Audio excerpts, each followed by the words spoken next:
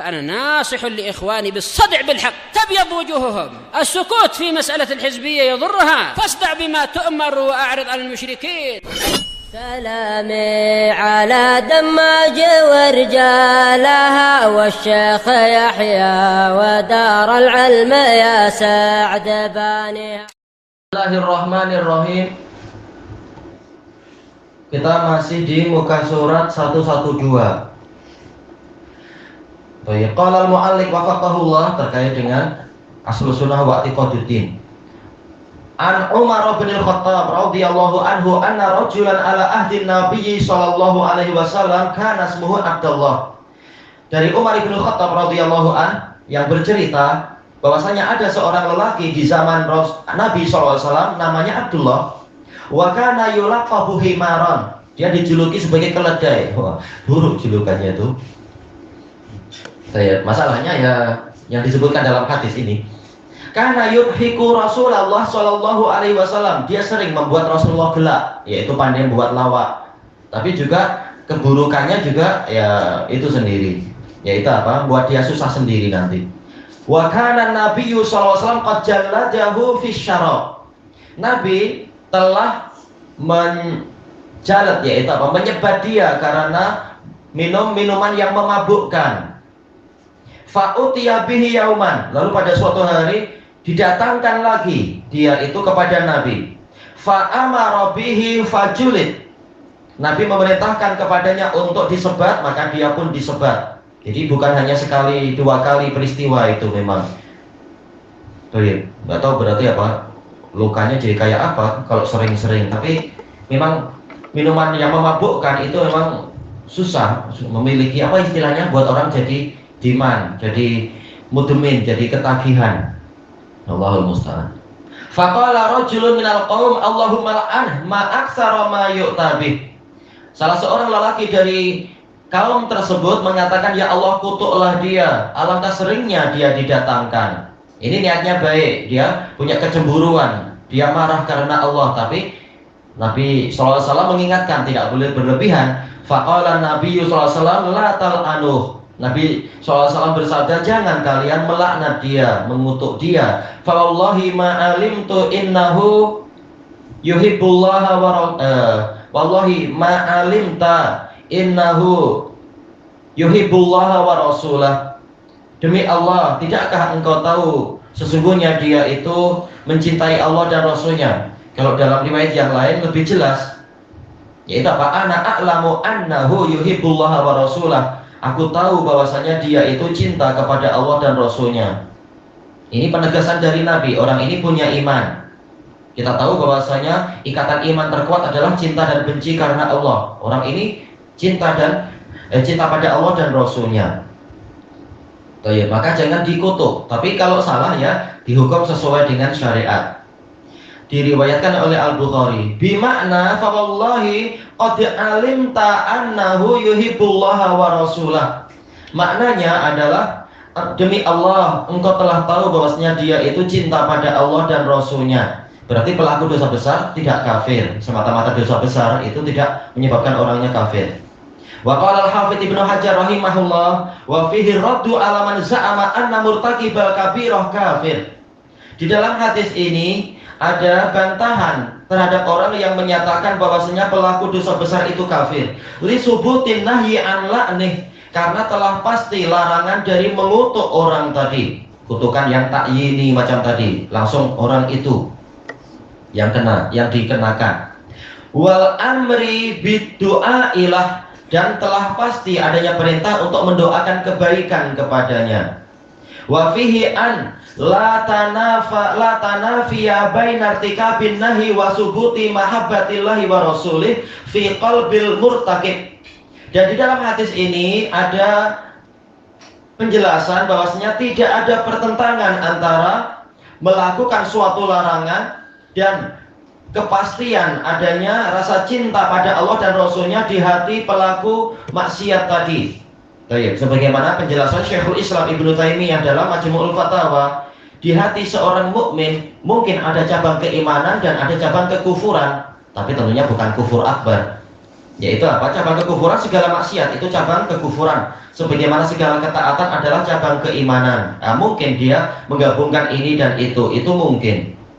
Baik. Asal tidak sampai apa? Merusak akar keimanannya, merusak dasar keimanannya, merusak dan menghilangkan. Li'annahu sallallahu alaihi wasallam akhbara bi anna al-madhkura yuhibbullaha wa rasulah.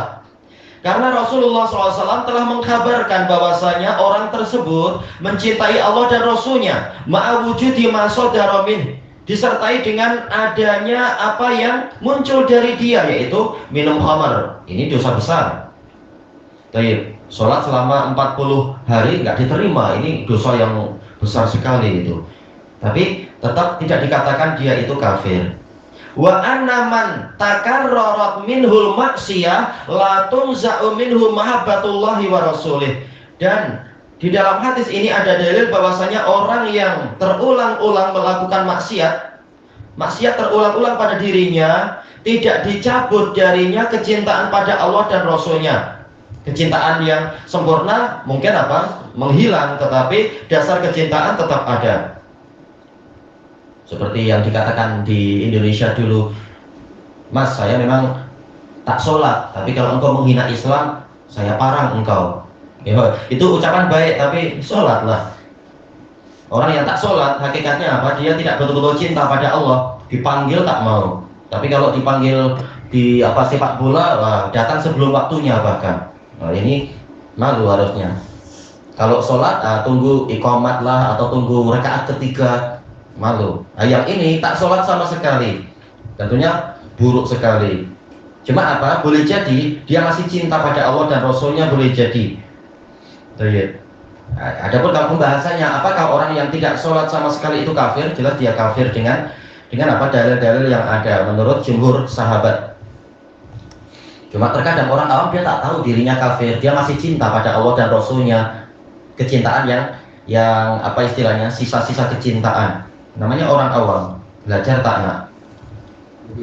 Jadi Jumhur sahabat. Bahkan apa? Syakik bin Abdillah, beliau mengatakan tidak ada khilaf. Demikian pula yang menunjukkan tidak ada khilaf adalah yaitu Imam Ishaq bin Rahawai, tidak ada khilaf. Bahwasanya yaitu di kalangan sahabat, bahwasanya pelaku orang yang meninggalkan sholat tahawunan karena bermalas-malasan dan meremehkan, dia adalah kafir.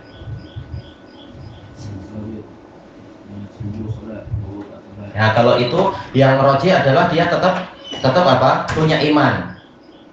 Kalau yang dirojikan oleh Syekh Mukbil, yang dihukumi kafir adalah kalau secara total sholat 5 waktu ditinggalkan. Tapi kalau subuh sholat, nanti petang tak sholat, nah itu dia masih ada sisa keimanan. Adapun kalau jumhur fuqaha setelah para sahabat, memang mereka memilih yaitu tidak kafir. Tapi yang rajih adalah apa? Dia kafir. Dan kata Imam Syaukani, cukuplah menjadi aib bagi orang yang meninggalkan sholat untuk dipertanyakan dia masih muslim atau tidak. Masalah dosa besar jelas, semuanya sepakat. Tinggal pertanyaannya, ini dia masih muslim atau tidak. Ini sudah cukup aib itu. Cuma intinya, yaitu masih mungkin untuk orang awam yang tidak sholat, dia masih cinta pada Allah, dia tak paham meninggalkan sholat adalah kafir. Dia sekedar dengar, oh untuk mazhab Syafi'i orangnya tidak kafir, langsung ikut aja. Dia tak tahu. Kemudian disebutkan di sini, wa yu'khadhu minhu ta'kidu ma taqaddam, kata Al-Hafidz, dan diambil dari hadis tadi penguatan terhadap pembahasan yang telah berlalu, anna nafyal iman an syaribil khamr la yuradu bihi zawaluhu bil kulliyah. Ditiadakannya keimanan dari peminum khamr, di sebagian dalil lafadznya mutlak, yaitu imannya hilang, bukan maksudnya hilang secara total, bal nafyu kamalih, namun yang dimaksudkan adalah yaitu ditiadakannya kesempurnaan iman. Yang apa itu? La yasribu syaribu hina yasribu khamran wa huwa mu'min. Tidaklah peminum khamar ketika dia minum khamar itu dalam keadaan dia mukmin. Maksudnya adalah yaitu kesempurnaannya. Selesai dari Fathul Bari. Baik, kita masuk ke fasal yang lain. Mauqifu ahli sunnah min a'immatil muslimin. Sikap ahlu sunnah terhadap pemimpin kaum muslimin. Qala Abu Hatim Abu Zur'ah Ar-Raziyan wa nuqimu fardhal jihadi wal haji ma'a a'immatil muslimina fi kulli dahrin wa zaman. Dan kita menegakkan kewajiban jihad dan haji bersama para pemimpin kaum muslimin di setiap masa dan zaman. Tapi bukan jihad sendiri-sendiri. Kalau jihadnya adalah jihad hujum. Tapi kalau difa'i membela diri, bahkan apa? Rasulullah mengatakan man qutila duna malihi fahuwa syahid. Barang siapa terbunuh karena membela hartanya, dia mati syahid. Tidak harus minta izin ke presiden, boleh tak ini saya bela diri, ini ada perompak di depan mata, tak perlu. Kata Syekhul Islam dalam Ikhtiyarat, ini sudah jihad difa'i, tak perlu minta izin. Memang membela diri. Tapi untuk jihad hujum menyerang negara lain, ya jelas apa? Perlu dengan apa? Waliul amr. Bukan masing-masing membentuk kelompok bawah tanah sendiri-sendiri. Kita baca catatan kakinya, qala al-mu'alliqu wafaqahullah, innas salafiyyina ya'taqiduna wujubal jihad. Ini bantahan dari terhadap kedua belah pihak. Pihak Khawarij yang menuduh Salafiyun hanya sibuk pen dan kertas seperti dulu di Damas, tuduhan dari orang-orang Qaidah. Sampai bila kalian itu pegang pen dan kertas terus menerus, tahu-tahu ketika perang di Kitaf justru orang-orang Qaidah yang sering lari duluan. Ketika ditanya oleh ikhwah, katanya jihad, nih udah waktunya jihad, tuh musuh di depan mata, kita sedang sibuk perang. Mereka bilang, tak, ini kami ikut perang main-main aja katanya. Penakut. Ternyata Salafi yang paling pemberani, keberanian yang hakiki. Baik. Tapi juga bantahan terhadap pihak yang lain yang menuduh Salafiyun itu Khawarij, suka perang ini dan itu. Tak, kita mengikuti perintah Waliul Amr. Waliul Amr belum memerintah, ya kita tenang belajar dan ibadah sebagaimana biasa. Baik. Ya'taqiduna wujubal jihad ma'a waliyil amr. Meyakini wajibnya jihad bersama para penguasa. Baron kana au fajira, baik penguasanya itu orang yang berbakti ataukah orang yang jahat, selama dia masih waliul amr muslim, maka dia berhak untuk ditaati dan diikuti di dalam masalah kalau memerintahkan jihad misalkan dan sebagainya, dan perkara yang ma'ruf. Khilafan lirrafidah, berbeza dengan rafidah alladzina qalu bi'adamil jihad, yang mengatakan jihad itu tidak ada illa ma'al imamil mahdi, kecuali bersama imam mahdi au manaba'an, atau orang yang menjadi wakil imam mahdi. Itu teorinya aja, prakteknya apa? Bahkan mereka suka memberontak padahal mahdi belum datang, wakilnya pun belum datang. Ini biasa suka menipu. Dulu pernah ketika ada kesepakatan dengan pemerintah di Yaman untuk mereka mundur dari Son'a sebelum betul-betul menyerang Son'a. Setelah perang kurang lebih 5 hari, tahu-tahu mundur. Nah, orang-orang muridnya pada tanya, para pengikutnya tanya kepada si Husi itu, siapa yang Abdul Malik Husi, ini kenapa kita mundur keluar dari Son'a? Dia mengatakan, oh semalam Ali bin Abi Thalib nyuruh kita mundur dulu katanya. Penipu aja kamu. Bila ada telepon ke Ali. Wa qala al-Imam Sufyan ats-Tsauri rahimahullah, ya Syu'aib ibnu Hamzah, la yanfa'uka ma katabtu laka hatta tara sholata khalfa kulli barrin wa fajir. Wahai Syu'aib, tidak bermanfaat kepadamu apa yang aku tuliskan kepadamu. Yaitu beliau menuliskan kepada Syu'aib bin Hamzah apa? Syarhus Sunnah. Dan alhamdulillah ini sudah disyarah kitab beliau itu. Sehingga engkau berkeyakinan disyariatkannya sholat di belakang setiap pemimpin yang berbakti ataupun pemimpin yang jahat. Wal jihada madiyan ila yaumil qiyamah, dan engkau berkeyakinan bahwasanya jihad akan terus berlaku sampai hari kiamat. Tidak seperti ucapan kelompok Rafidhah atau Khuttabiyah dan lain-lain yang mengatakan tak ada jihad sampai ada Imam Mahdi. Intinya tak mau ketika pemerintah muslimin mengajak jihad di Tarsus atau jihad waktu itu sampai ke mana itu Konstantinia dan sebagainya, tak mau jihad orang-orang Rafidhah. Ya, ini menyelisihi prinsip Ahlus Sunnah. Pemerintah mengajak kita jihad, kita berangkat. Kalau tidak, ya sabar. Wasobro tahta liwa'i sultan jarin am adl. dan bersabar, yaitu engkau berkeyakinan untuk wajibnya sabar di bawah bendera penguasa, penguasanya curang ataupun penguasanya itu adil. Selesai dari Syarhus Sunnah karya As-Sawri. Wa qala al-Imam Al-Hafidz Ibnul Qattan Al-Fasi rahimahullah fi Imamil Muslimin, tentang masalah pemimpin kaum muslimin. Wattafaqu, para ulama bersepakat, annal qitala dunahu fard, bahwasanya berperang di hadapannya adalah wajib. Dunah maksudnya di hadapannya, untuk melindungi pemimpin tadi. Wa anna khidmatahu fima amara bihi wajib, dan bahwasanya melayani pemimpin di dalam perkara yang dia perintahkan adalah wajib. Ya, wajib untuk melaksanakan perintah dia selama perintahnya itu ma'ruf. Wa anna ahkamahu wa ahkama man walla nafidah, dan ulama bersepakat bahwasanya hukum yang ditetapkan oleh pemimpin tadi dan hukum yang ditetapkan oleh orang yang dia jadikan sebagai wali, yaitu mungkin penguasa-penguasa daerah wilayah, itu adalah berlaku, yaitu wajib untuk ditaati. Selesai dari al-iqna fi masailil ijma. Kita habiskan sedikit lagi. Wa dzalika kulluhu yarji'u ila badlin nasaihi lahum. Ini semua masalah prinsip-prinsip ahlu sunnah terkait dalam masalah ini kembali kepada dicurahkannya nasihat-nasihat untuk penguasa. Nasihat yaitu bimbingan, nasihat artinya yaitu kesetiaan dan sebagainya.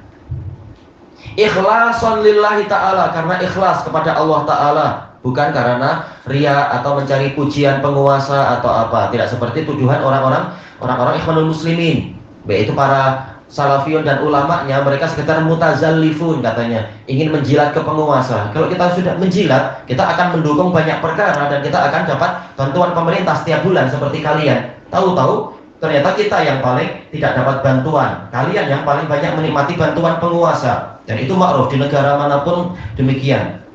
Justru para khawarij yang dibantu penguasa karena mereka pandai menjilat dan tidak menampakkan akidah asal.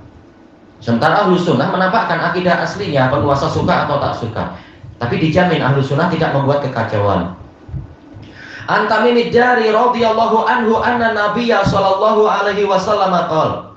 Dari Tamim Abi Ruqayyah ad-Dari radhiyallahu anhu, bahwasanya Nabi sallallahu alaihi wasallam bersabda, ad-dinun nasihah, agama adalah nasihat itu sendiri. Qulna liman, kami bertanya untuk siapa? Qala lillahi wa li kitabihi wa li rasulihi wa li a'immatil muslimina wa ammahum. Sebagian tulisan macam itu memang, tapi yang ma'rufnya ammatihim ya, yaitu kesetiaan untuk Allah, untuk kitabnya, untuk rasulnya, dan untuk pemimpin kaum muslimin dan orang-orang awamnya.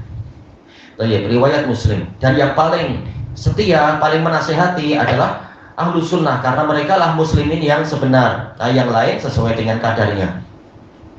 Qala Imam Nawawi rahimahullah, wa amma nasihatu li a'immatil muslimin, adapun nasihat untuk pemimpin kaum muslimin maknanya apa? Fa mu'awanatuhum 'alal haqq, yaitu membantu mereka di dalam melaksanakan kebenaran. Wa ta'atuhum fih, menaati mereka di dalam kebenaran. Wa amruhum bih, memerintahkan mereka untuk melaksanakan kebenaran. Wa tanbihuhum wa tadhkiruhum birifqin wa lutuf, mengingatkan mereka, ini hampir sama ya, tanbih dan tadhkir, mengingatkan, memperingatkan mereka dengan lembut dan halus. Sebagian orang-orang khawarij di Indonesia tanya, kalau emang engkau menasihati muslimin, mana buktinya? Kenapa engkau tidak pergi ke istana negara atau ke istana gubernur atau apa? Kami yang menasihati dengan cara apa? Demonstrasi. Nah, itu salah lagi. Tapi apa? Ahlu sunnah menasihatinya dengan apa? Dengan ini, daras-daras. Insya Allah kita tidak ke istana pun suara kita sudah sampai di sana, sudah sampai ke dinas intelijen. Mereka dengar itu apa yang kita katakan, dan mereka tahu bahwasanya kita tidak seperti yang dituduhkan. Seperti dulu ketika jumpa dengan SBY, sebagian ustadz dulu, SBY presiden, tapi sebelum jadi presiden, waktu dia masih jadi kepala badan intelijen negara di Indonesia, dia sendiri bilang ke para ustadz, kami tahu kalian itu bukan pemberontak, kami tahu. Ya, mereka tahu apa yang kita ucapkan di sini, mereka tahu. Ceramah-ceramah ini, rekaman-rekaman ini sampai aja ke mereka. Nah, ini jadi nasihat. Wa i'lamuhum bima ghafalu an, memberitahukan kepada mereka apa yang mereka lalai, apa yang perlu diperbaiki. Ahlus sunnah mengingatkan itu. Walam yablughum min huquqil muslimin, mengingatkan, memberitahukan kepada mereka hak muslimin yang belum sampai kepada mereka, beritanya belum sampai. Maka di antara bentuk kesetiaan pada pemerintah adalah memberitakan ini daerah fulan ini perlu dibantu, kasihan kurang air, kurang karen, atau mungkin kurang dana ini dan itu, mestinya dibantu, kasihan mereka. Wa tarkul khuruji alaihim, tidak memberontak terhadap mereka, tidak membangkang, tidak membuat partai pembangkang juga harusnya. Baik. Ini apa ya? Yang betul tak lafu atau tu'allifu, karena ini hamzahnya hamzah di atas alif ya. Dohirnya ini masdar kan, berarti apa? Wa ta'allufa qulubin nasi li ta'atihim, seandainya setelah lam itu ada ya, ini lebih jelas. Tapi memang mungkin dulu anak tak periksa, karena al-minhaj yang ada di yaitu apa? Syarah Sahih Muslim itu ada beberapa versi, dan sebagian cetakannya salah-salah dari taib-taibnya itu, penulisannya di beberapa syarah. Mungkin taklif. Ta'lifu qulubin nasi li ta'atihim, melunakkan hati-hati orang-orang untuk menaati penguasa. Itu lebih sesuai masdar ta'lif, alafa yu'allifu. Tayyib ilahuna wallahu a'lam.